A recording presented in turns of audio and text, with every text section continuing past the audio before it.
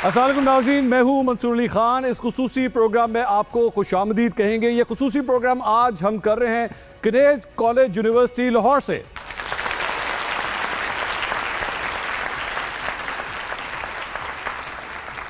आप जानते हैं कि हम मुख्तलिफ यूनिवर्सिटीज़ में जाते हैं और मेन मकसद ये होता है कि आज के यूथ, आज के जो नौजवान तबका है वो क्या सोचता है पाकिस्तान के हालात के हवाले से। क्या पाकिस्तान प्रोग्रेस कर रहा है, क्या ये समझते हैं कि पाकिस्तान में इनकी जगह बन रही है। क्योंकि अक्सर औक़ात ये भी कहा जाता है बहुत से यंगस्टर्स जो हैं वो पाकिस्तान छोड़ के जाना चाहते हैं, वो बहुत ज़्यादा दिल बर्दाश्ता हो चुके हैं, अब दिल नहीं लगता यहाँ पे। लेकिन क्या वाकई नौजवान छोड़ के जाना चाहता है, यहाँ रहना चाहता है, यहाँ के पॉलिटिकल सिस्टम से, एजुकेशनल सिस्टम से, जुडिशल सिस्टम से क्या वो मुतमईन है या नहीं। और सबसे बड़ी बात ये कि यहाँ पे मेरे साथ आज जो लोग मौजूद हैं वो उनका ताल्लुक मीडिया स्टडीज़ से भी है।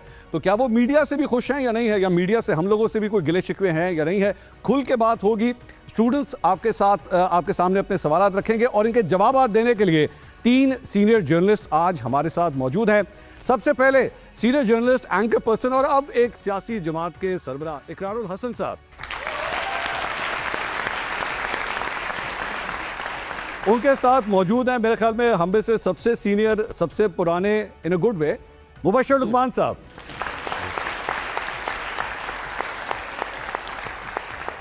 और साथ ही साथ उम्र की बात हो रही है तो हमारे साथ मौजूद हैं उम्र में सबसे कम, बहुत तजुर्बाकार, bureau chief, senior analyst, Umar Daraz Gondal साहब। मेरा ख्याल में मुबशर साहब, सबसे पहले आपसे सवाल का आगाज़ करूंगा, आप सबसे, उसके बाद हम क्राउड की तरफ चलेंगे and I give them the mike, they can question you. Mubashar साहब, आज का नौजवान आपकी नज़र में क्या इस वक्त नाउमीद हो चुका है, पुरुमीद है, वक्त बदल रहा है, नया पाकिस्तान बन रहा है, पुराना पाकिस्तान बन रहा है, क्या समझते हैं? क्या आज का यूथ कनेक्टेड है पाकिस्तान के साथ? पहले तो आपका बहुत बहुत शुक्रिया and special thanks to Kinnaird college university. I mean what an honour to be here. मैं आपको बताऊं, हमारी यूथ हमसे बहुत बेहतर है और हमारे बड़ों से भी बेहतर है। हमने तो आधा पाकिस्तान गंवा दिया था हमारे बड़ों ने, और हमने भी उसका कोई हाल नहीं छोड़ा था। तो यूथ एटलीस्ट हमारी बड़ी फोकस्ड है। लेकिन अभी यूथ का एक प्रॉब्लम है कि इनके ऊपर जो लोग हैं ना, वो उनकी आइडेंटिटी क्राइसिस हुआ है उनको। पीछे से हिंदुस्तानी है, इंडिया पाकिस्तान का क्रिकेट मैच हो पाकिस्तानी है, मुलाजमत दुबई में करनी है, नेशनलिटी कनाडा की चाहिए, मरना मक्के में है, दफन मदीने में होना है, इनको पता ही नहीं इनको चाहिए क्या। पाकिस्तान एक ऐसा मुल्क है जिसमें बड़ी मेहनत की ज़रूरत है और मल्टीटास्किंग की ज़रूरत है।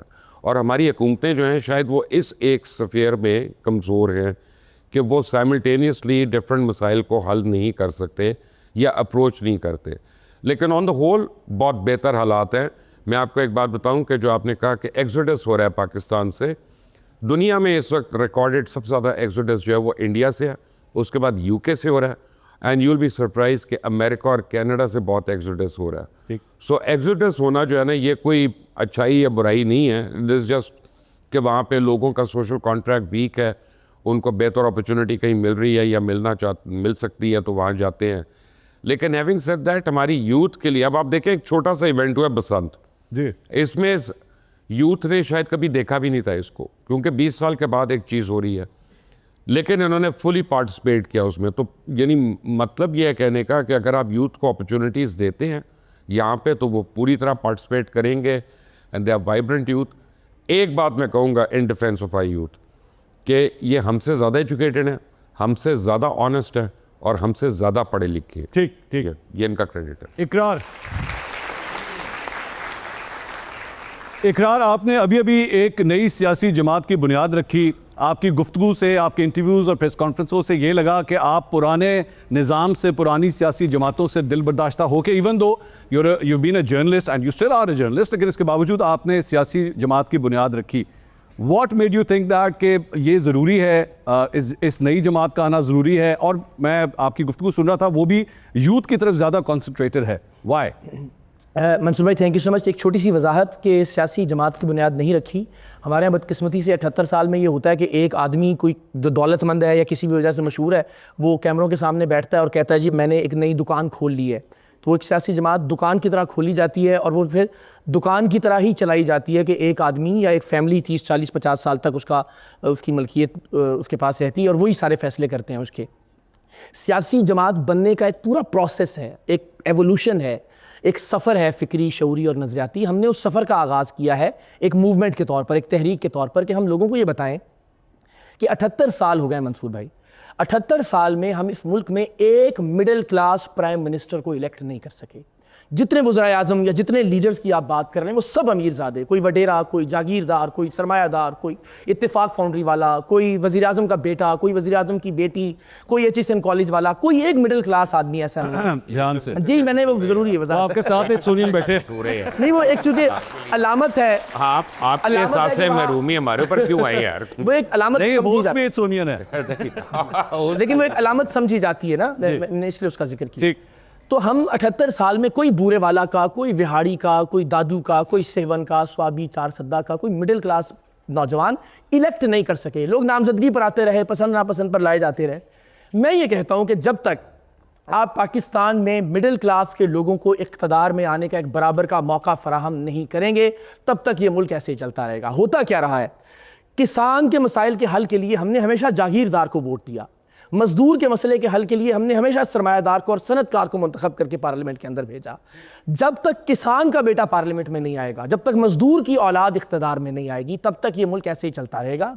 शख्सियात को हम भगवान महात्मा समझते रहेंगे। और ये जो मायूसी जिसका आपने जिक्र किया, ये उसी वजह से, क्योंकि जिस आदमी का बुत तराशा जाता है या जिस फैमिली का बुत तराशा जाता है, कौम को ये बताया जाता है कि ये होगी तो पाकिस्तान है, ये नहीं तो पाकिस्तान नहीं। आपकी बातें सुनने में अच्छी लग रही हैं, किताबों में अच्छी लग रही हैं, तकरीरों में अच्छी लग रही हैं, लेकिन क्या ये प्रैक्टिकल है? आज का इलेक्शन जो है, कौमी असेंबली का इलेक्शन, अगर आप लड़ना चाहें 15 करोड़ रुपए चाहिए कम से कम। सूबाई असेंबली का, और ये शायद मैं मिनिमम बता रहा हूँ, और सूबाई असेंबली का इलेक्शन आपने लड़ना कम से कम 10 करोड़ रुपए चाहिए। मजदूर कहाँ से वो पैसे कलेक्ट करेगा? किस तरह इलेक्शन लड़ेगा? Is it practically possible? अच्छा, ये जो सवाल है ना मंसूर भाई, ये दुनिया 300 साल पहले, 200 साल पहले, 400 साल पहले इनके जवाब तलाश करके उनको इंप्लीमेंट कर चुकी है। बरतानिया में लेबर पार्टी है, कंजर्वेटिव पार्टी है, अमेरिका में रिपब्लिकन और डेमोक्रेट्स हैं, जर्मनी में CDU है, भारत में BJP है ऐसे, और हमारे यहाँ जमात इस्लामी की एग्जाम्पल मौजूद है। जब पार्टी किसी आदमी की या किसी फैमिली की मलकियत की बजाय एक अवामी इदारा बन जाती है जिसकी मलकियत लोगों के पास होती है या लोग उसके मालिक होते हैं, फाइनेंस का इशू नहीं होता। अच्छा, जमात इस्लामी में कभी आपने नहीं सुना होगा कि पैसों का कोई प्रॉब्लम हुआ है। बरतानिया में कैंडिडेट सपोर्ट प्रोग्राम हर तो जमात इस्लामी किधर है आज? नहीं, जमात इस्लामी का एक और चैलेंज है ना, उससे हम नज़रअंदाज नहीं कर सकते कि वो एक खास मकतबा फ़िक्र के एक नुक्ता नज़र को रिप्रेजेंट करने का परसेप्शन बन गया उसके बारे में। ठीक। वैसा ही अगर मरकजी जमहूरी सियासी इदारा आप पाकिस्तान में कायम कर दें, आप यकीन जानिए मोज़िज़े रूनुमा हो सकते हैं पाकिस्तान के अंदर। ठीक। तो दुनिया भर में इसके एग्जाम्पल्स मौजूद हैं। अच्छा, एक इसमें छोटी सी चीज़ ऐड कर दूँ, 2024 का इलेक्शन, इमरान खान साहब से तमाम तर इख्तलाफात, सियासी नज़रियाती इख्तलाफात के बावजूद, खान साहब का ये क्रेडिट है कि 2024 का इलेक्शन उन्होंने एक ऐसी बुनियाद सेट कर दी जहां लोगों ने बरादरीज़म पे वोट नहीं दिया, लोगों ने कीमे वाले नानों पे और बिरयानी की प्लेटों पे वोट नहीं दिया, लोगों ने खुद इलेक्शन सिंबल्स ढूंढ के जाके वोट दिया। क्यों? उन्हें एक बात पर कायल कर लिया गया था। यही वह बुनियाद है कि अगर आप इस बात पर लोगों को कायल कर लें तो फिर भी शायद आपको पैसों की, बैनर्स की, वीगो डालों के पीछे पोस्टर लगाने की, करोड़ों रुपए खर्च करने की जरूरत नहीं रहेगी। आप एक आर्टिफिशियल इंटेलिजेंस बेस्ड ऐसा निज़ाम बनाइए जिसमें मिडिल क्लास को गली गली में एक दूसरे के साथ जोड़ दीजिए। ये करोड़ों रुपए की गेम नहीं रहेगी इंशाल्लाह। उमर, आपने भी इलेक्शंस कवर किए, इस पॉलिटिकल निज़ाम को आप कवर करते रहे हैं। क्या फ्लॉज हैं जिसकी वजह से आज का ये यूथ अपने आप को इतना डिस्कनेक्टेड फील करता है, खास तौर पे मेरे ख्याल में 2024 के इलेक्शन के बाद? I don't know whether they would want to actually vote in the next election or not. Mansoor साहब, मैं एक तो इन नौजवानों से, चाहे वो ख़वातीन हूँ या मर्द हूँ, मैं ये समझता हूँ कि वो मायूस नहीं है। मैं उसको किस पैमाने में परखता हूँ, जिसका हवाला इकरार साहब दे रहे थे, जिस सवाल की आपने बुनियाद रखी।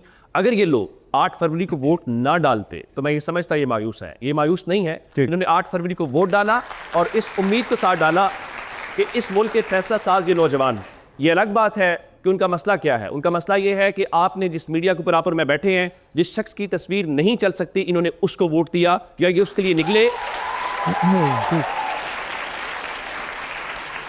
मंसूर साहब, इन्होंने जब उनको कैंपेन नहीं करने दी गई, जब उनसे इंतखाबी निशान छीना गया, पाकिस्तान का नौजवान खड़ा हुआ उस पूरे निज़ाम के खिलाफ और उसने ये तय किया कि आपके तय करदा नैरेटिव के ऊपर ये मुल्क नहीं चलेगा, ये मुल्क इस नौजवानों के तय करदा नैरेटिव के ऊपर चलेगा। यही इस मुल्क की तरक्की है। अगली बात, ये लोग वोकल हैं, जो मैं नहीं दिखाता, ये जो सिस्टम नहीं दिखाना चाहता, ये लोग उस पर बात करते हैं। इनके सोशल मीडिया अकाउंट्स हैं, ये हमसे ज़्यादा वोकल हैं, ये हमसे ज़्यादा वाइब्रेंट हैं और ये असल नुमाइंदे हैं। आप इख्तलाफ कर सकते हैं सियासी निज़ाम से, आप इख्तलाफ कर सकते हैं हुकूमत से।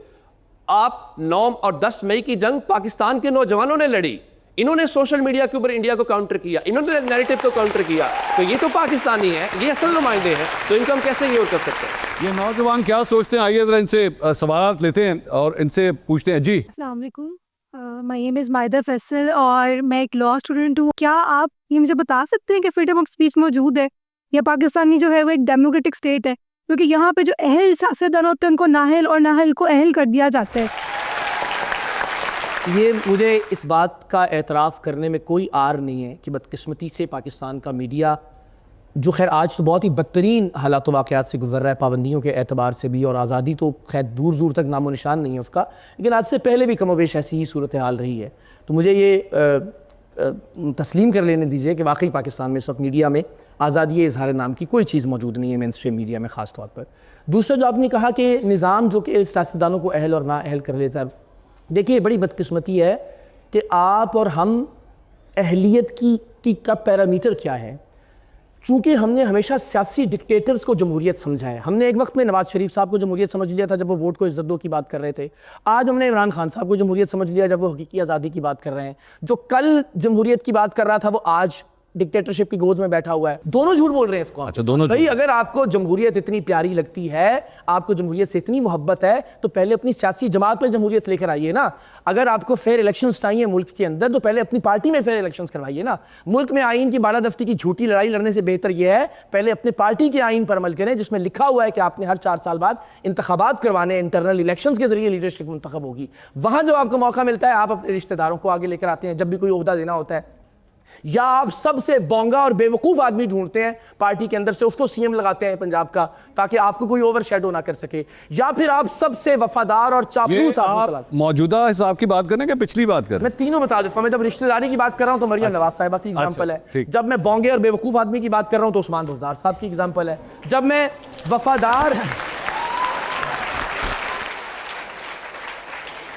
वफादार और चापलूस आदमी की बात कर रहा हूं तो माफ कीजिएगा सुहेल अफरीदी साहब की एग्जांपल है। मिडिल क्लास का बच्चा, यंगस्टर, नौजवान अपनी काबिलियत की बुनियाद पर कैसे आगे आ सकता है?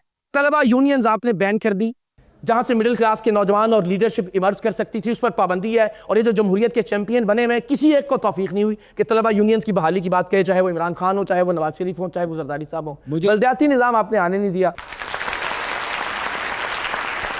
आप उमर डिसएग्री करेंगे कि ये सियासी जमातें अपने अंदर जमहूरियत नहीं ला सकी? ये बात दुरुस्त है कि पाकिस्तान की सियासी जमातें जो हैं वो लिमिटेड फैमिलीज़ की सूरत में, लिमिटेड पार्टीज़ की सूरत में हमारे सामने हैं। लेकिन जहाँ तक फ्रीडम ऑफ एक्सप्रेशन की बात है, मैंने शुरू में बात की, मैं दोबारा बात दोहरा देता हूँ कि आप सब जानते हैं, मंसूर साहब इसकी गवाही देंगे कि लाहौर के जिस हल्के में, एक मिसाल देता हूँ, मैंने 8 फरवरी को नवाज शरीफ साहब का हल्का कवर किया, सब लोग जानते हैं वहाँ से कौन जीता। जिस शख्स के नाम के ऊपर वोट पड़ा, फ्रीडम ऑफ एक्सप्रेशन ये है कि एज ऑफ दिस मोमेंट भी उसकी तस्वीर इस टीवी के ऊपर नहीं चल सकती। यही तस्वीर नवाज शरीफ की नहीं चलती थी जब वो जेर अताब थे। ये फ्रीडम ऑफ एक्सप्रेशन है। लेकिन एक वक्त आएगा इकरार की भी नहीं चलेगी। लेकिन अब आप लोग जो हैं आपके सोशल मीडिया स्क्रीन के ऊपर तो चलती हैं, आप बाउंड नहीं है टीवी स्क्रीन के हवाले से। एक बात। दूसरी बात, जहां तक ये बात कही जाती है कि पाकिस्तान में कोई बहुत ही बुरी सूरत हाल है, ये इकरार साहब का हक है कि वो कहें कि सोहेल आफरीदी को। मुझे बताइए कि सोहेल आफरीदी का ताल्लुक किस खानदान से है? सोहेल आफरीदी कहां से आया? स्टूडेंट पॉलिटिक्स से उठा, वो तहरीक इंसाफ और इमरान खान तक उठा के एक सूबे का चीफ मिनिस्टर बना दिया।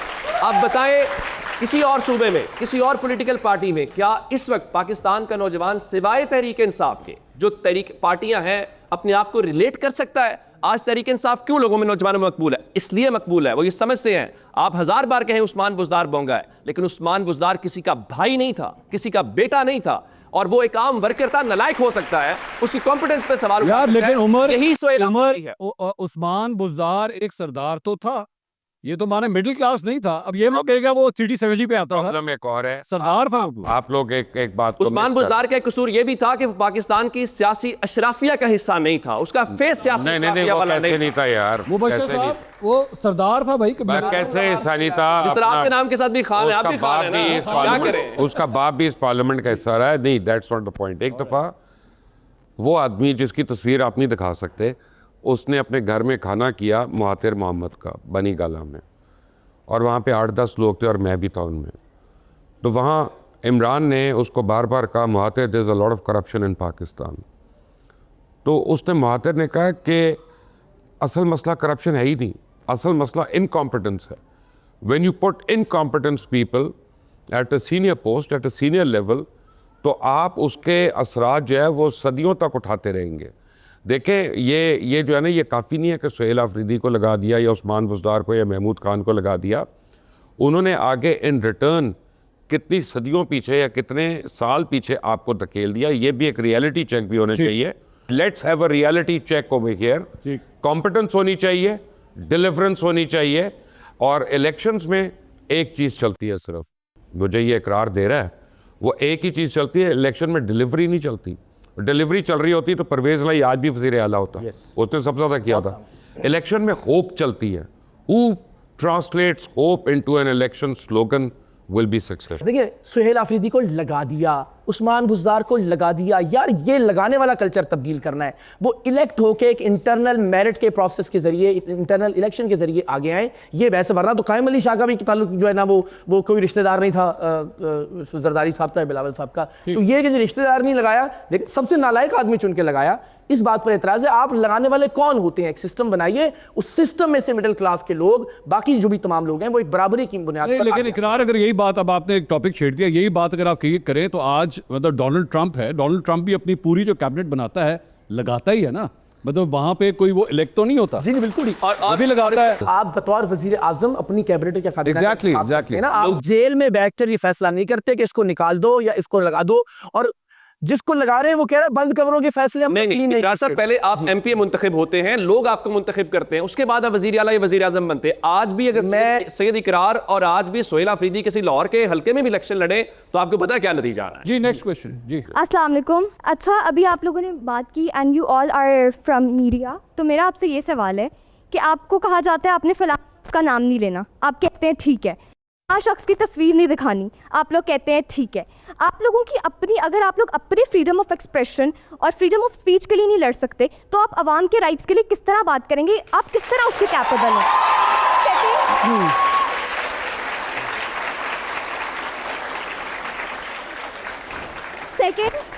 सेकेंड मैं इकरार साहब से एक सवाल करना चाहती हूँ। इन्होंने अभी बहुत बड़ी बड़ी, बहुत किताबी बातें की और बहुत मोटिवेशनल थी सब कुछ। इन्होंने भी खुद कहा कि इमरान खान साहब इलेक्शन जीते हैं लेकिन उनसे सीट्स छीनी गई हैं। लेकिन इकरार साहब जब मीडिया में कोई ऐसा चेंज नहीं ला पाए, क्या आज ये टीवी पे बैठ के कह सकते हैं कि वो सीट्स इमरान खान की थी? तो जब इनके अंदर वो करेज नहीं है एज अ मीडिया पर्सन कि ये आउट ऑफ द वे जाके कोई बात करें, तो एज ए पॉलिटिशियन हम कैसे इनसे एक्सपेक्ट करें कि ये रातों रात सिस्टम के अगेंस्ट खड़े हो जाएंगे और सिस्टम के खिलाफ काम करेंगे, जबकि एज अ जर्नलिस्ट ये वो नहीं कर पाए। Thank you so much.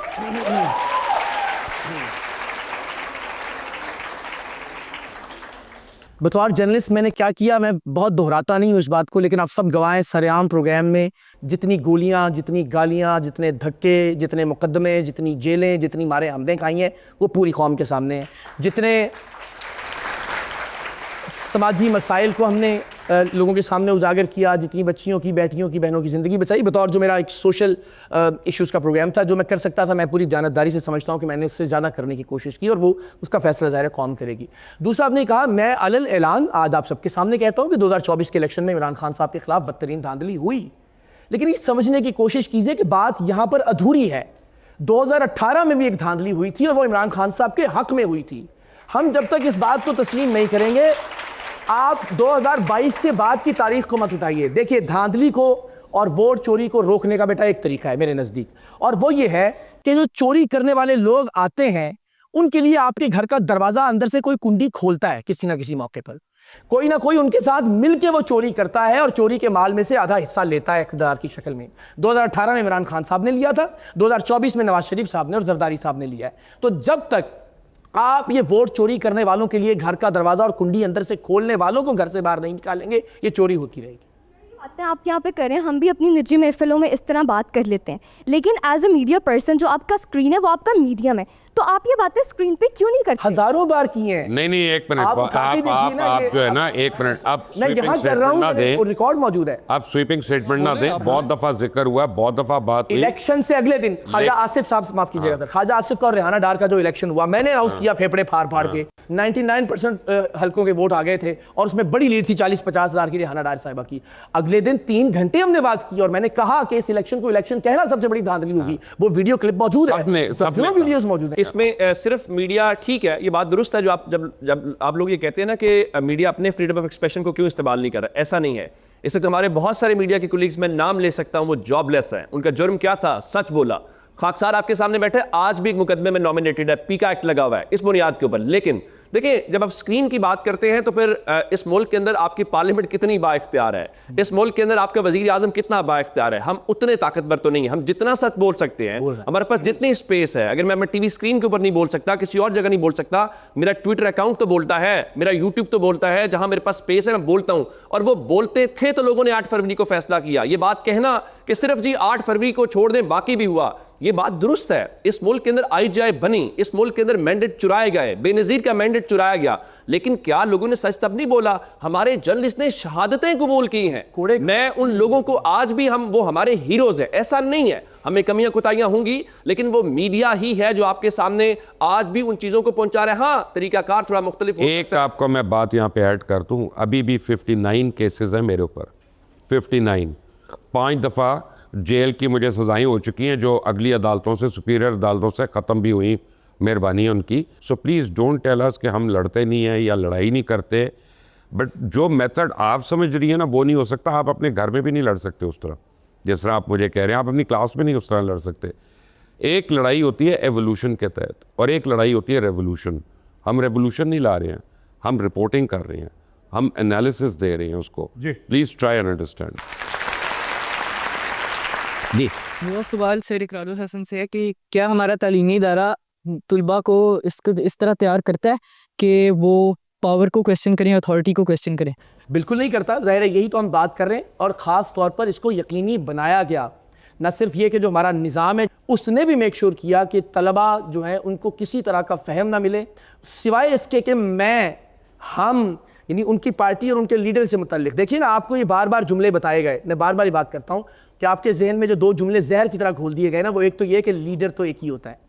एक जुमला बताया गया कि लीडर तो सदियों में पैदा होता है। ये सिर्फ इसीलिए था कि आप कहीं ये ना सोच लें कि आप भी लीडर हो सकते हैं। सिर्फ आप गाड़ियों के पीछे भागते रहे, आप गाड़ियों के दरवाजे खोलते रहे, आप इनके पोस्टर चिपकाते रहे, आप इनके लिए सोशल मीडिया पे कैंपेन करते रहे, दूसरों को गालियां देते रहे और इनके लिए जीवे जीवे और आवे आवे के नारे लगाते रहे। तो जब तक आप तलबा को यह एतमाद नहीं देंगे, चाहे वो तलबा तंजीमों की शक्ल में हो, चाहे वो बल्दियाती निज़ाम के जहां आप अपनी 4 गलियों के नुमाइंदे मुंतखब होकर तालीम का इदारा भी खुद ठीक कर सकते हैं, आप अपना अस्पताल भी खुद ठीक कर सकते हैं, आप डेवलपमेंट भी कर सकते हैं, आप मकामी पुलिस भी आपके अंडर है, तब तक ये एतमाद नहीं आएगा तलबा और तालिबात को कि अपने हक के लिए बात करें। I am Laiba Zaheer from media studies department. तो सर, मेरा आपसे क्वेश्चन ये है कि आप एज ए सहाफ़ी, आपको लगता है कि आप जो है किसी भी बड़ी फिगर को अकाउंटेबल या फ्री ऑफ क्रिटिसिज्म कर सकते हैं, जबकि हर दूसरा मीडिया आउटलेट, आप तीनों भी किसी ना किसी मीडिया आउटलेट से हैं, कि वो हर तीसरा मीडिया आउटलेट जो या तो किसी बिजनेस टाइकॉन का है या किसी इन्फ्लुएंशियल पॉलिटिकल पार्टी का है, तो आपको लगता है कि आप उन पर तनकीद कर रहे हैं या फ्री ऑफ फेयर है आपकी क्रिटिसिज्म? और सेकेंडली मेरा ये क्वेश्चन है कि आए रोज़ जो जर्नलिस्ट कम्युनिटी है, इस पर हमले किए जाते हैं, लेकिन या तो वो इग्नोर कर दिए जाते हैं या अनपनिश। आपको लगता है हम एज अ मीडिया स्टडीज़ कल हमें लगता है कि हमारे हालात हैं कि हम कल बोल सकें? क्योंकि जब इन्वेस्टिगेटिव जर्नलिज्म ही ख़त्म हो जाएगा, हमें अपनी जान की फ़िक्र पड़ेगी, सहाफ़ी बोल नहीं पाएगा, तो आपको लगता है कि सच सामने आ पाएगा लोगों के? ओके, इसमें 2-3 डिफरेंट चीज़ें हैं जो आपने टच की हैं। आपको मैं एक बात बताऊं, चीखना, किसी की बेइज्जती करना, किसी को जलील करना, ये मीडिया नहीं है, ये जर्नलिज्म नहीं है।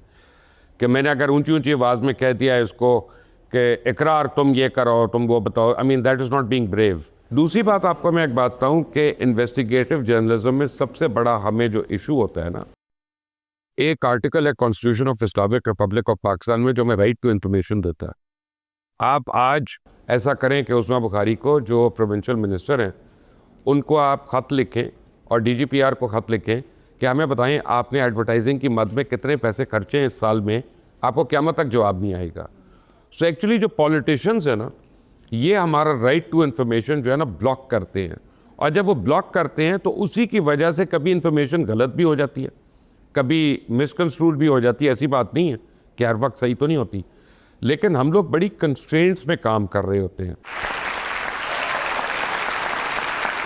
जैसे तो आपने बताया कि अब यूथ ही कंट्री को लीड कर सकती है, लेकिन किसी से हालात छुपे नहीं कि जब यूथ बाहर निकलती है तो पुलिस डंडों से मारती है, फैमिलीज़ को, अक्सर लोगों को उठा लिया जाता है, माँ बहन को उठा लिया जाता है। तो इस सब में हम चेंज कैसे ला सकते हैं जब हम अपने पेरेंट्स, अपनी फैमिली की बांग्लादेश में क्या परेशानी हुआ हो? था? बांग्लादेश में क्या हुआ? श्रीलंका में क्या हुआ? नेपाल में क्या हुआ? खुद पाकिस्तान में क्या हुआ IGI के टाइम पे? बात ये नहीं है बच्चे, बात ये है कि जब आप फोकस्ड होते हैं और आपकी क्लैरिटी ऑफ विजन होती है ना, तो फिर आपको उसमें बिठा नहीं सकता कोई। उसके लिए बहुत ज़रूरी है कि आपका एक ऑर्गेनाइजेशनल स्ट्रक्चर मौजूद हो। यहाँ पे ये है कि हम एक आदमी या एक फैमिली को पार्टी समझ लेते हैं और उसके इर्द गिर्द हुजूम या भीड़ इकट्ठी हो जाती है।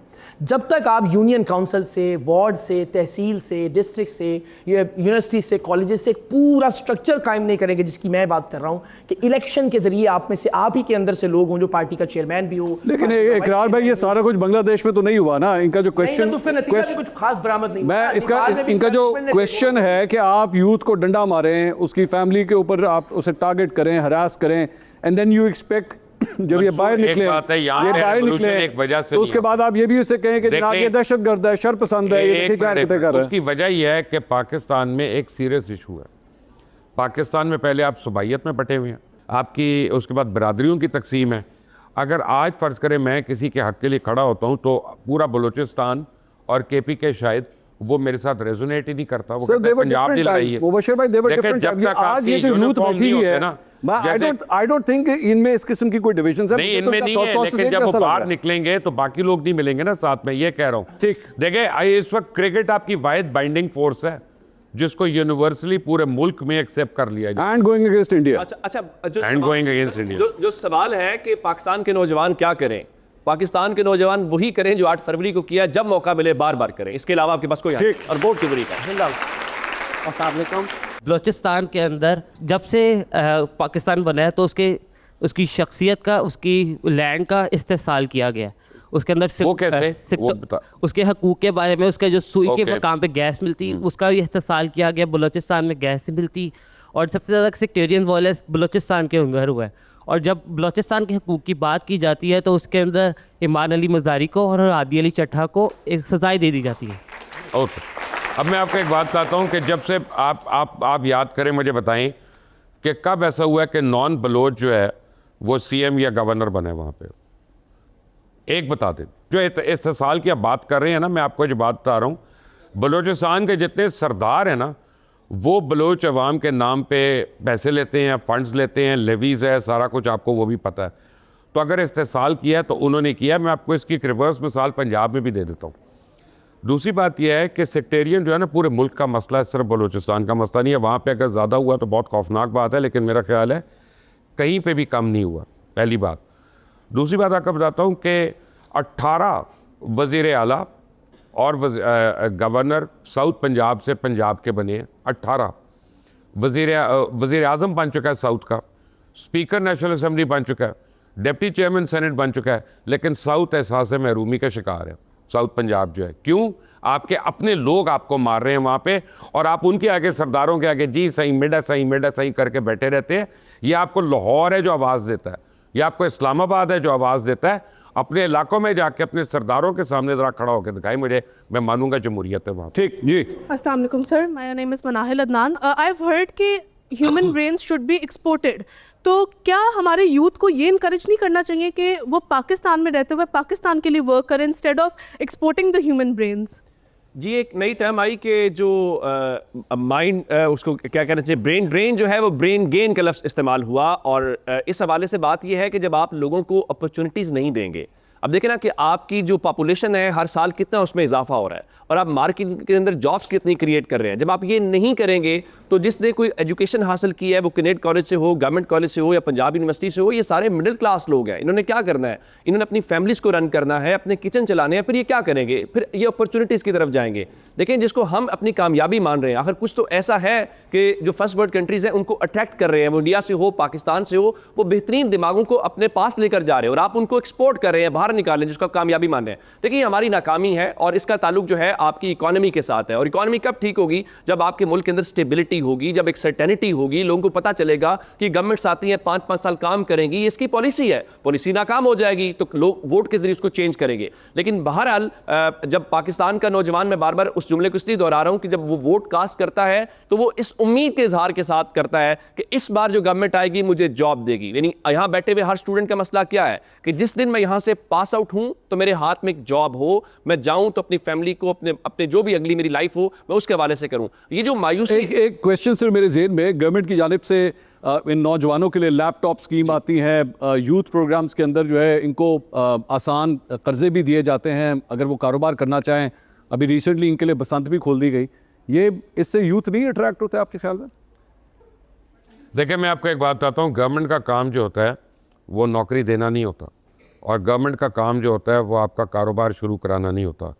गवर्नमेंट का काम होता है आपको लेजिटिमेट किस्म की इक्वल अपॉर्चुनिटीज़ देना होता है कि जो हर एक को मैसर हो, और फिर वो सिस्टम को रेगुलेट करता है। ठीक। जब गवर्नमेंट पीली टैक्सी स्कीम करती है तो उसमें गवर्नमेंट की करप्शन का एलिमेंट जो है वो शामिल होता है।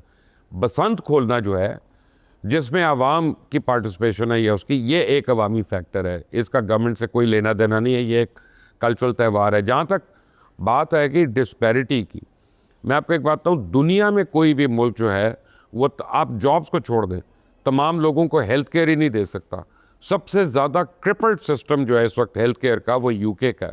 मैं यूके इसलिए कह रहा हूँ कि हम उनकी कॉलोनी रह चुके हैं, मैं इसलिए किसी और मुल्क की एग्जांपल नहीं दे रहा। और दूसरी बात है, आप जॉबलेसनेस और इन्फ्लेशन अमेरिका में देख लें, मैं अभी होके आया हूँ वहाँ से 5 दिन पहले, 30% हर एक का ग्रोसरी जो है ना बिल वो बढ़ गया हुआ है। ये इश्यूज पूरी दुनिया में, how do we deal with it will determine whether we succeed or not. ये लैपटॉप्स लेते हैं, ये स्कीमों से फायदा उठाते हैं, वोट नहीं देते, वोट मर्जी से देते हैं, ये बड़े तेज हैं। 2 नंबरी है, 2 नंबर। अगर हकीकी मानों में ये करप्ट नहीं है तो फिर ये लैपटॉप लेने से इनकार कर दे। वैसे साहब लैपटॉप कोई सियासी जमात तो नहीं दे रही ना, नहीं, हुकूमत दे रही सियासी है। जमात देती है ना, अपने तस्वीरें लगा के देती है तो सियासत हो और जाती है। तस्वीर उतार दें। देरी है ना कि देखें, जब लैपटॉप में आप कार्ड का नाम रख देंगे, इंसाफ कार्ड आपकी पार्टी के नाम पे नहीं, कार्ड वो होगा, जो तो 2 नंबरी है वैसे ना। साहब अगर कोई लैपटॉप Let's लेता face है it कि जो बात ये गोंदल जो बात नहीं कर रहे कि जो मियां नवाज शरीफ ने गलत किया वो ये बहुत हाईलाइट करें, अच्छी बात है, जो किसी और, लेकिन जो इमरान खान ने गलत कार्य की वहां पे कोमा में चले जाते हैं सारे, ये भी तो गलत है ना। ऑनेस्टली रहे ना, ऑनेस्टली बात करें ना। यानी ये अलीमा खान जो है ये इलेक्टेड मेंबर है ना, जो कॉल्स दे रही है पार्टी को मोबिलाइज करने की, ये इलेक्टेड, ये बसंत खुद मना रहे हैं, लोगों के बच्चों को कह रहे हैं सर फड़वाओ, और अपने बच्चे बसंत मना रहे हैं, और सबसे ज्यादा तस्वीरें इनके पास है। पूछें इनसे, पूछें, मैं सही कह रहा हूँ गलत कह रहा हूँ, पूछें। जी अस्सलाम वालेकुम सर, मेरा नाम मुज़ैर सुबहान है। इकरार भाई जो है पीटीआई से काफ़ी अनफ्रेश है, और इमरान खान साहब से भी, तो इनसे मेरा क्वेश्चन ये है, 2024 में जो है लोगों ने किस तरह वोट में उसका निशान ढूंढा और उसको वोट दिया, तो मैं आप भी उन्हीं की तरफ सिर्फ मोटिवेशनल स्पीच करेंगे या एक्सपीरियंसेस करेंगे, जिस तरह 2018 में वो आया और 3 साल तक उसे ये पता नहीं था कि मुल्क कौन चला रहा है। और दूसरी बात ये सर, क्या कह रहे हैं कि मुल्क में तो 3 साल तक उसकी हुकूमत आई, लेकिन हमारे सूबे में 15 साल से उनकी हुकूमत है। 15 साल में उन्होंने क्या किया? नहीं, एक आपका किस इलाके से ताल्लुक है? KPK से। तो 15 साल में KPK में पीटीआई ने कुछ नहीं किया? कुछ नहीं किया सर, बस सियासी पार्टीज को किया। Thank you very much. देखिए, एक थोड़ी सी वजाहत समझ लीजिए, मैं ये जो अवाम राज तहरीक की बात कर रहा हूँ, ये हलफन मैं कहता हूँ बार बार, और आज भी इस प्लेटफॉर्म पर कि अल्लाह और उसके नबी को गवाह बना के मैं ये अहद करता हूँ कि मैं खुद ज़िंदगी में कभी किसी ओहदे का उम्मीदवार नहीं हूँगा, ना कभी कोई ओहदा लूँगा, ना पार्टी में, ना हुकूमत में, ना सरकार में। मैं बतौर जर्नलिस्ट, इमरान भी कहता था, अल्ताफ हुसैन भी कहता था, सारे ये कहते थे यार, छोड़ दो। मैंने इमरान खान ने वो कहता था मेरे ऊपर लाना था अगर मैं सियासत में तो अलग बात की, मैं तो ये सबके साथ कहता था शेख रशीद के साथ बैठना जो है ना मेरे ऊपर लाना था, और उसको अपना मिनिस्टर बनाया होता। नहीं, लेकिन तो कह रहा हूँ कि आप एक ऐसा निज़ाम बनाएं जो बरतानिया में, अमेरिका में, भारत में, हर जगह पॉलिटिकल पार्टीज़ के अंदर मौजूद है, जिसमें से मिडिल क्लास की लीडरशिप इमर्ज होती है। आप बेरोज़गारी की बात कीजिए, आप महंगाई की बात कर लें, लाकानूनियत, नाइंसाफ़ी, ये सारे मसले तब हल होंगे जब निज़ाम को चलाने के लिए काबिल तरीन लोग मेरिट की बुनियाद पर और इंटरनल इलेक्शंस की बुनियाद पर आगे आएंगे। सादा सी बात समझ लीजिए, बस ये आखिरी में इस पर ज़रा कंक्लूड कर देता हूँ। हम ये समझते हैं कि वो वडेरा या जागीरदार हमारा मसला हल करेगा जिसके पास थानेदार या डीआईजी या आईजी खुद चल के उसके डेरे पे जाता है। जब तक वो मिडिल क्लास आदमी प्राइम मिनिस्टर नहीं बनेगा या लीडर मुंतखब नहीं होगा जिसने कभी ना कभी जिंदगी में थानेदार से गंदी गाली सुनी होगी, वो थाना कल्चर को तब्दील। इकरार भाई मुझे एक बात बताएं, आपके पास कोई वडेरा, जागीरदार, बड़ा फैक्ट्री ओनर, बड़ा बिजनेस ओनर वो आता है इकरार साहब के पास, इकरार साहब का, इकरार साहब मुझे आपकी जो भी जमात है उसका टिकट चाहिए, आप मना कर देंगे उसे? बिल्कुल सख्ती से मना कर देंगे। एक तो नहीं उसका, चल ठीक है, आगे पॉइंट आ गया, आप उसको मना कर देंगे। अब उसको आपसे टिकट लेने के लिए उसकी मैक्सिमम तनख्वाह कितनी होनी चाहिए? ये लाख रुपए से ऊपर हुआ तो भाई आपको टिकट नहीं मिलेगा। नहीं ऐसा नहीं है, सिर्फ इसको समझने की कोशिश कीजिए। मैं कह रहा हूँ ये फैसले जब एक पार्टी मार्ज वजूद में आएगी इस तहरीक के नतीजे में, उसके इलेक्टेड लोग फैसला करेंगे कि उन्होंने किसको। नहीं लेकिन इकरार साहब इसमें आपने तो अमीर होना एक्चुअली एक बुराई कंसिडर कर दिया। ऐसा नहीं। मैं सिर्फ ये कह रहा हूँ कि जब आप बार बार ऐसे लोगों को मौका देते हैं जिन्होंने कभी सरकारी अस्पताल का मुंह नहीं देखा, जो स्विट्जरलैंड जाके और लंदन जाके इलाज करवाते हैं, वो सरकारी अस्पतालों की हालत ठीक नहीं कर सकते। आपको मिडिल क्लास को बराबर का मौका देना पड़ेगा। अच्छा चलिए ये बताइए, आप खुद मिडिल क्लास हैं? मेरा ताल्लुक गुज्जर से यार एक मिनट नहीं मंसूर, जिसकी 3 बीवियां हो वो मिडिल क्लास कैसे हो सकता है यार? ये दोनों ही मिडिल क्लास नहीं है। 3 बीवियों का मालिक मिडिल क्लास से तो हो ही नहीं सकता यार। सुन लीजिए, मेरा खमीर मिडिल क्लास से उठा, मैं गांव से ताल्लुक रखता हूँ, टाटो वाले स्कूल में पढ़ा, खत्म होगी ना। मैं तो वोट नहीं मांग रहा, मैं कब कह रहा हूँ मुझे मुंतखब। इकरारुल हसन पार्टी बना रहा है लेकिन उसे वोट ना डाला। पार्टी नहीं बना रहा मंसूर भाई, समझने की कोशिश। तहरीक चला रहा है। मैं तहरीक चला रहा हूँ कि मिडिल क्लास लोग पार्टी बनाए। नहीं लेकिन तहरीक, इकरार भाई तहरीक भी तो अमीर आदमी चला रहा है ना। नहीं आप भी तो अमीर आदमी है, आप एक तहरीक चला रहे हैं। इससे क्या फर्क पड़ता है? मैं कोई वोट मांग मिडिल क्लास बंदा, मेरा सवाल ये, मिडिल क्लास बंदा मिडिल क्लास तहरीक चलाए ना। अमीर आदमी जो है तो आप में और दीगर सियासी जमातों में क्या फर्क है? वो भी तो यही काम कर रहे हैं। सर इस मुल्क का थाना कल्चर भुगता हुआ है, मैंने सरकारी अस्पतालों में इलाज करवाया हुआ। मेरी माँ ने फैसलाबाद के एक प्रॉब्लम था, फैसलाबाद के सरकारी अस्पतालों में 6 महीने आता जाता रहा हूँ मैं अपनी माँ के इलाज। यार प्लीज दुखी कहानियां ना सुनाएं मुझे बात। सर मैं I know middle class problems, लेकिन उसके बावजूद do you consider yourself as middle class? Sir लेकिन मैं कब कह रहा हूँ मुझे नहीं है ना। मैं ये पूछ रहा हूं, मेरा सवाल ये, आप नहीं है ना मिडिल क्लास, ये तो एक्सेप्ट करें। अब जिंदगी के इस फेज में नहीं हुए मिडिल क्लास, नहीं उसके पीछे पूरी स्ट्रगल है, मगर मैं मंसूर प्रॉब्लम है, ये आपके साथ बैठे ये भी नहीं है ना मिडिल क्लास। अल्हम्दुलिल्लाह नहीं एक मिनट मेरी एक बात सुन लें। मिडिल क्लास होना भी कोई क्वालिटी नहीं है और ना होना भी कोई डिमेरिट नहीं है। एग्जैक्टली पहली बात। दूसरी बात, एक मिनट गोंदल साहब, मेरे भी जज्बात है तो वो देखिए मैं आपको एक बात बताऊं, इन हिज डिफेंस हर मर्द और औरत का हक है कि वो अपने एजेंडा और अपने मैनिफेस्टो के ऊपर इलेक्शंस में आए और लोगों से वो निज़ाम की तब्दीली का या अपने लिए वोट मांगे या लोगों के लिए, और हम उससे एग्री करें डिसएग्री करें कतई नज़र उसके, ये उनका राइट है। प्रॉब्लम ये है मंसूर, प्रॉब्लम ये है कि let's come back to a most serious topic. अभी दोबारा बजट आ जाएगा जो पास होगा पूरी पार्लियामेंट में, और मैं आपको हल्फन बता रहा हूँ कि आपकी 90% पार्लियामेंट ने वो बजट पढ़ा भी नहीं होगा, और कोई सवाल नहीं करेगा कि पिछला बजट जो आपने अनाउंस किया था वो किस तरह से लगा था। क्या इसलिए हम इन डमीज़ को इलेक्ट करते हैं और इनको इतनी मुराद देते हैं और पार्लियामेंट में भेजते हैं, या इसलिए देते हैं कि तनख्वाहें लेते रहें और बॉयकॉट करते रहें वहाँ? ये भी कोई मजाक है। मैं सर आगे उनके सवाल का जवाब ले लें। सवाल का जवाब नहीं दिया आपने, उन्होंने केपीके से मुतालिक जो सवाल किया, आप बताएं। अच्छा देखिए, चूंकि हम पंजाब के हवाले से मैंने जरा ज्यादा केपीके में मैंने काम नहीं किया, एक बात जरूर कहना चाहता हूं कि हम लोगों की कलेक्टिव, उन्होंने भी नहीं किया जिनका वो कंप्लेन कर अच्छा कलेक्टिव विजडम की बात कर रहे हैं। मैं ताली बजाई यार, ये क्या बात है? खुल के ताली बजाई। अच्छा खैर से कहना चाह रहा हूँ कि सूबे की कलेक्टिव विजडम है उसको कबूल करेंगे। अगर लोग उनको खैबर पख्तूनख्वा से हरा देंगे तो हम आपके साथ हैं। देखिए खैबर पख्तूनख्वा वो सूबा था जिसने कभी कोई हुकूमत रिपीट नहीं होने दी, ना सिर्फ रिपीट की। अजय बड़ी अच्छी बात है कि सिंध पूरे में मुल्क में majority के साथ धांधली हुई है, केपीके में नहीं हुई। और वो कहते हैं जो मर्जी हल्का मुबश्शिर साहब बता दे, केपीके में धांधली नहीं हुई है। मैं तो मुबश्शिर साहब लड़ी नहीं रहा। मैं सोहेल अफरीदी साहब को फोन करके कहूंगा ये हल्का खुलवा दे, ना खुला तो नहीं एक मिनट ठीक है, आगे सर, आगे चलें सर, आगे चलें जी। आइंदा हम सिंध पे भी तनकीद नहीं करेंगे क्योंकि सिंध के लोग भी मुंतखब करते हैं पीपल्स पार्टी को, ये तय कर रहे हैं इस फार्मूले के तहत। जी अस्सलाम वालेकुम everyone, my name is Ajwa Imad Hashmi and I am a student of MPhil English Literature. Actually, bringing into the context of this conversation that was going on, my question is to Sir Iqrarul Hasan. सियासी जमात की जो आप बात कर रहे थे कि मिडिल क्लास को, अगर हम मिडिल क्लास का कोई person, we bring that person to power and bringing into context the conversation that you were having with sir Mubashir Luqman के उनके ऊपर कोई 50+ केसेस हैं और इवन वो भी उनको केटर नहीं कर सके belonging to a high class society, then how can a middle class person who will not even have the resources to face all of the problems, how will he be able to cater to the problems of the youth at the time? Thank you so much. देखिए आप ये तस्वुर कर रहे हैं कि मैं कह रहा हूँ कि बस किसी भी गली से किसी भी मिडिल क्लास नौजवान को उठाएं और उठा के प्राइम मिनिस्टर ऑफ पाकिस्तान लगा दें। मैं उसके साथ पाकिस्तान की हर गली, हर मोहल्ले, हर वार्ड, हर यूनियन काउंसिल में एक पूरे स्ट्रक्चर को बनाने की बात कर रहा हूँ। मिडिल क्लास के साथ खड़ी हो जाए ना तो एलीट क्लास की जरूरत नहीं है कि उनके रास्ते की दीवार बन सके।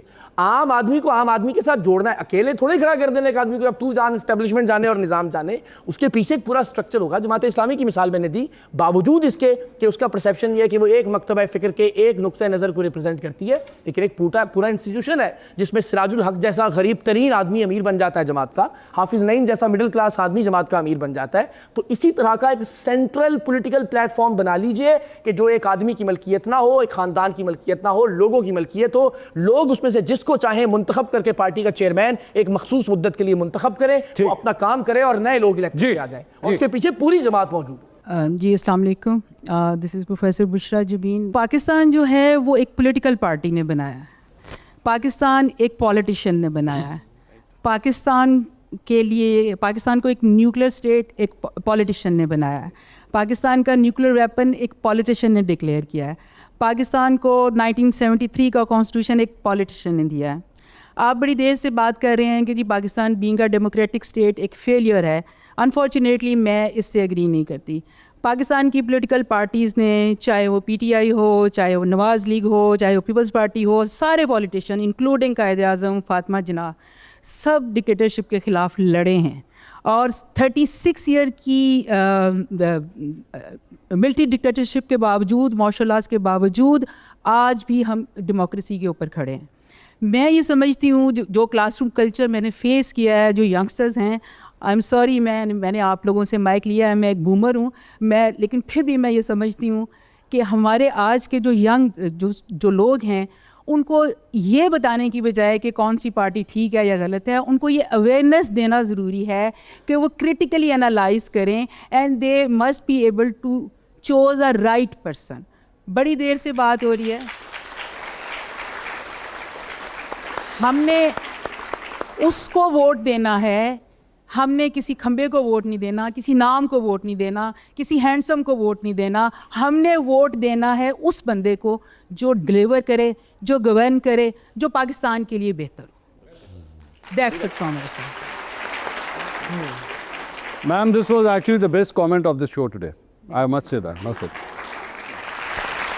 एक सिर्फ एक सवाल है, मैं मीडिया स्टडीज़ फैकल्टी हूँ, सो आई जस्ट वांट कि as a journalist, senior journalist, आप लोग कोई एक मैसेज जो आपको लगता है, क्योंकि आप सोसाइटी को ऑब्जर्व करते हैं बड़े करीब से, ये यंग जर्नलिस्ट जो मेरे सारे बैठे हैं, कोई एक काम जो इनको आपको लगता है कि कंट्रीब्यूट करना चाहिए टुवर्ड्स द सोसाइटी ताकि राज करे खल्के खुदा जो मैं भी हूँ और तुम भी हो।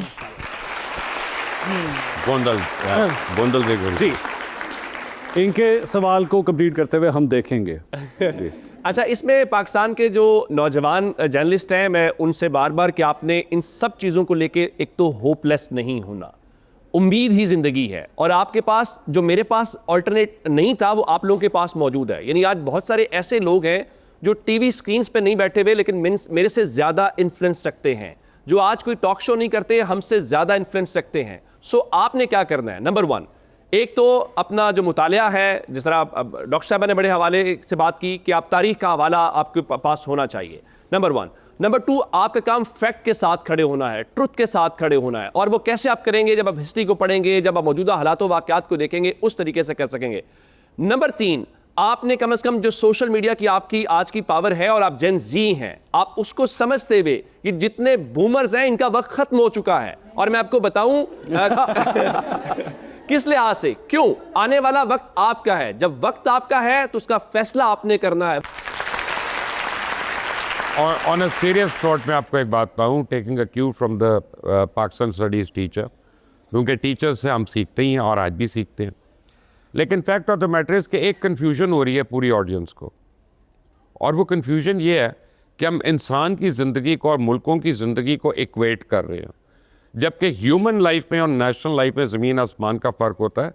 जब अमेरिका 78 ईयर्स का था तो वहाँ औरत को वोट डालने की इजाज़त नहीं थी, वहाँ काले रंग के स्याह फाम इंसान को रेस्टोरेंट में जाने की इजाज़त नहीं थी, वहाँ पे किसी किस्म के ह्यूमन राइट्स नहीं थे। लेकिन 78 साल के बाद पाकिस्तान उन तमाम चीज़ों से बहुत आगे निकल चुका है। तो अगर आप एक मुल्क का सफ़र देखते हैं तो पाकिस्तान अल्हम्दुलिल्लाह बहुत बेहतरी की तरफ है। फ़र्क इतना है कि अब हमें लगता ही है कि जितने हमारे चैलेंजेस बढ़ गए हैं, अगर उनको मल्टीपल तरीके से एक साथ उनको अटेंड नहीं किया गया तो वो कभी काबू में नहीं आएंगे।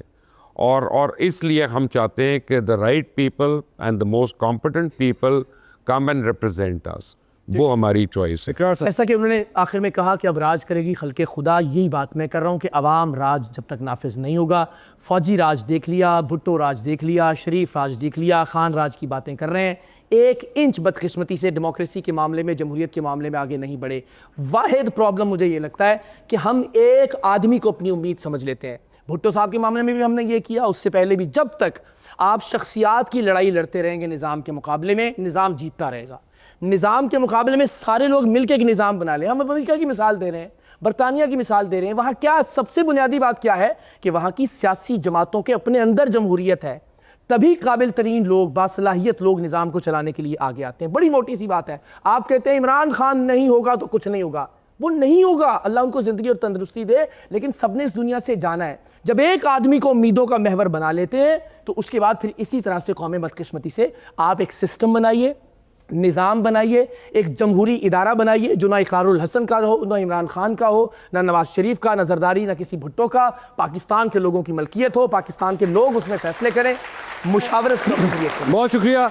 मैं चूँकि प्रोग्राम के आखिर में हूँ, एक छोटा सा सर्वे आप लोगों से करना है, क्योंकि इकरार आज यहीं पे मौजूद हैं। आपने इकरार की बड़ी डिटेल से गुफ्तगू भी सुनी है। मैं ज़्यादा जमातों का कंपैरिजन तो नहीं करूँगा, लेकिन इनकी गुफ्तगू सुनने के बाद कितने लोग एक्चुअली इकरारुल हसन को वोट करना चाहेंगे? हाथ खड़ा कीजिए।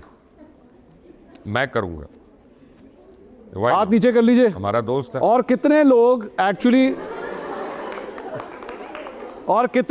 एक्चुअली अगर जो ऑलरेडी सियासी जमातें मौजूद हैं, जिसमें पीटीआई है, नून लीग है, पीपल्स पार्टी है, उनको वोट करना चाहेंगे? थैंक यू सो मच, बहुत शुक्रिया आपका। I hope you like the programme. Thank you, you been wonderful audience. बड़े ज़बरदस्त सवाल थे नाज़रीन। प्रोग्राम से अब तक के लिए इतना। क्रेट कॉलेज यूनिवर्सिटी से प्रोग्राम हम कर रहे थे। Thank you to the administration as well. इंशाल्लाह अगले प्रोग्राम में आपसे दोबारा मुलाकात होगी। अल्लाह हाफिज़। Thank you.